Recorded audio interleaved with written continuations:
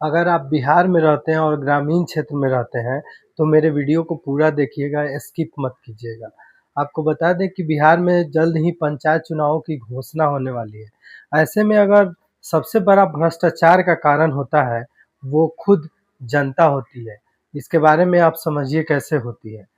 जहाँ एक पंचायत का चुनाव जीतने के लिए मुखिया को 20 लाख तक का खर्चा करना पड़ता है, वार्ड सदस्य का भी 20 से 50,000 तक का रुपया खर्च हो जाता है। ऐसे में जो प्रतिनिधि चुन कर आएंगे, वो भ्रष्टाचार कैसे नहीं करेंगे। समाज में आपके सामने दोनों चीज़ अच्छी और बुरी परोसी हुई है, लेकिन ज़्यादा लोग बुरी चीज़ों का जब चयन करेंगे तो सभी लोग बुरी चीज़ें ही परोसेंगे, क्योंकि उनको आपको खुश करके किसी न किसी तरह जीतना है। अगर अच्छे लोग भी चुनाव में खड़ा होते हैं, अगर वो पैसे नहीं खर्च करें, तो ज़मानत तक जब्त हो जाती है।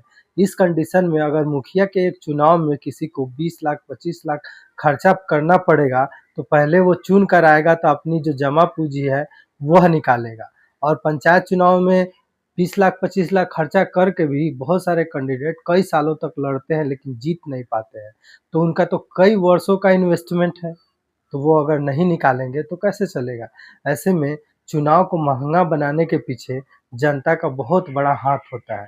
जैसे पैसे लेना, दारू मांस पर बिकना, ये सब चीज़ें चुनाव को ज़्यादा एक्सपेंसिव बनाती है। और चुनाव जैसे ही ज़्यादा एक्सपेंसिव होगा, भ्रष्टाचार की शुरुआत वहीं से होगी। अगर कोई कैंडिडेट 3 बार 4 बार हारने के बाद, हर बार 5 साल पे पैसा खर्च करने के बाद और हारने के बाद भी उसको जनता में बने रहने के लिए, जनता में अपना विश्वास बनाए रखने के लिए हमेशा पैसा खर्चा करना पड़ता है, एक-दूसरे का सहयोग करना पड़ता है और उसमें इन्वेस्टमेंट होता है उसके समय का और उसके पैसे का। ऐसे में अगर वो एक बार जीत कर आएगा तो ऑब्वियसली है कि वो भ्रष्टाचार करेगा, अपना पूँजी निकालेगा, नहीं निकालेगा फिर उसके जीतने का तो कोई लाभ होगा नहीं।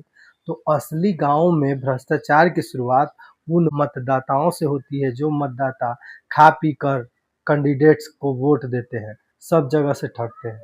अच्छा, एक बात और है, अगर आप किसी तरह से आर्थिक स्वार्थ लेकर अगर किसी को मत देते हैं, उसके बाद आपका मुँह भी नहीं रहता है, किसी भी प्रकार के विकास कार्यों के लिए किसी कैंडिडेट पर जाकर दबाव बनाने का आपका हक भी खत्म हो जाता है। और जो लोग नहीं लिए हैं 1 रुपया फिर भी चुनाव में वोट दिए हैं, उनका भी हक खत्म हो जाता है कि वो जानते हैं कि इस पार्टी ने चुनाव जीतने के लिए कितनी जद्दोजहद की है।